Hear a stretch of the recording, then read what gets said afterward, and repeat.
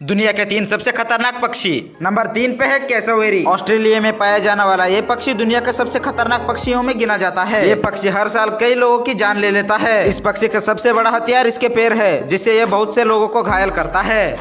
Number 2 पे है European hearing गुल। ये पक्षी इंसानों पर हमला करने के लिए बदनाम है। ये पक्षी इंसानों से खाना छीनने के चक्कर में बहुत से लोगों को घायल करते हैं। नंबर 1 पे है ऑस्ट्रिच। ये दुनिया का सबसे बड़ा पंछी है, जो कि इंसानों पर अक्सर हमला करते रहते हैं। ये पक्षी हर साल बहुत से लोगों को मारते हैं और बहुत से लोगों को घायल भी करता है।